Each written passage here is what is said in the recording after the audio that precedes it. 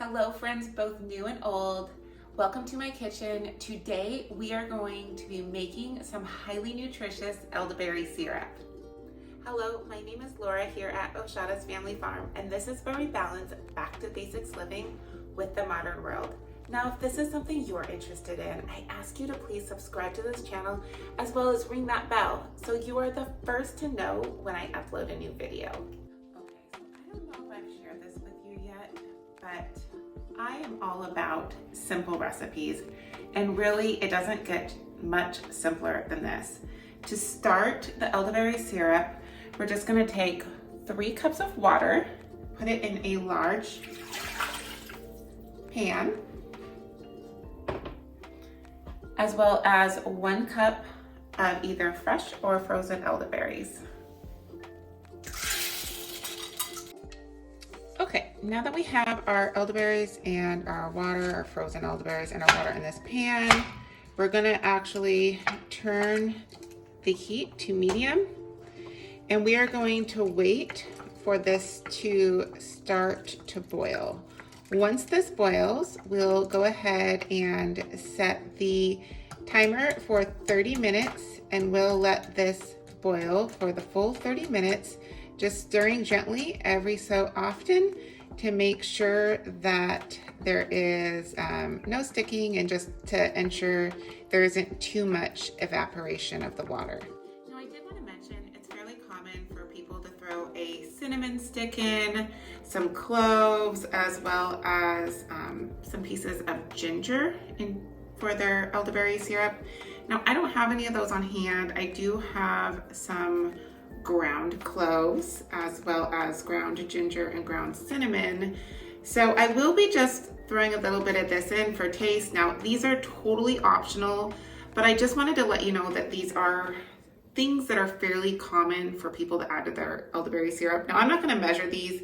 I really love ginger, so I'm gonna probably put a couple shakes of that in there, as well as some of the cinnamon, but I think I'm gonna hold off on the cloves. I made a pie this winter where I went a little overboard with the cloves, so I'm not quite up for those yet, but putting in cloves is something that's actually very common. As you can see, the elderberries and water are beginning to boil. I have just reduced the heat to low, and we'll let this simmer for 30 minutes. Okay, so I'm gonna show you what this looks like. It is a dark purple, and I am super excited that our syrup is gonna be filled with these great antioxidants out of the elderberries. Let's take a look. Look at that deep purple. That is just what we want. Okay, it is now time to pour our mixture into a new saucepan,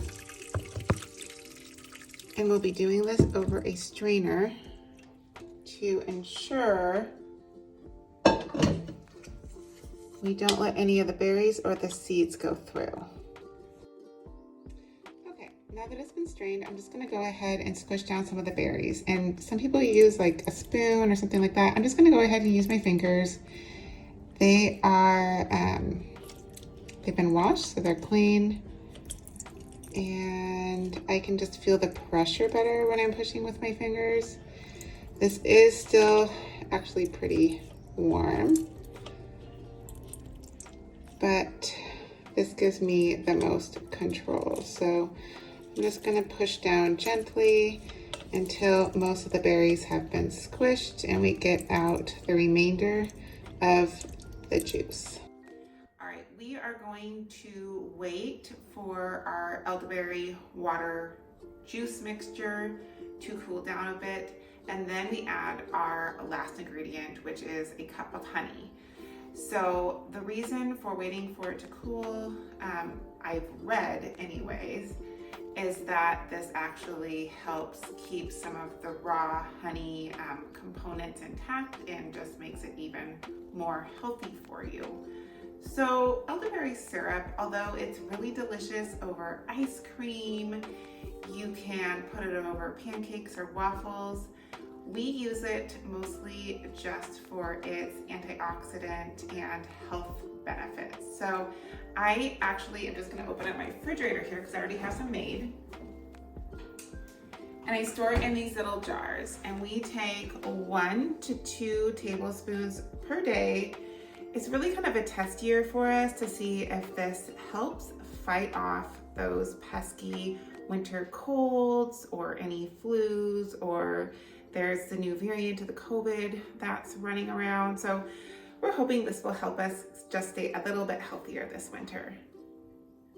Okay, I now have 1 cup of raw honey. I'm going to be pouring this into our saucepan, which has our elderberry juice.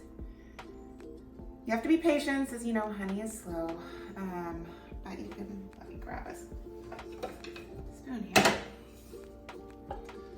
and kind of help that out a little bit.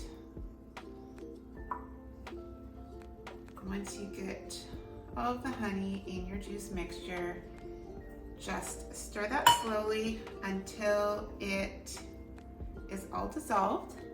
And then we'll be pouring these into our small mason jars and placed in the refrigerator. Okay, so our syrup is done, and we're going to pour it in our mason jars, and I want you to see just how deep purple this syrup is. It's beautiful. Let's see, I'm gonna put my spoon down. Try to get this as close to you as possible, and just so, and I just love it. Look at that. And then the remaining syrup we'll just put in the smaller jar. Put on our lids, put in the refrigerator, and we're done. Thank you so much for watching this video. Isn't that a beautiful, deep, dark purple? I mean, it almost looks black in the video, and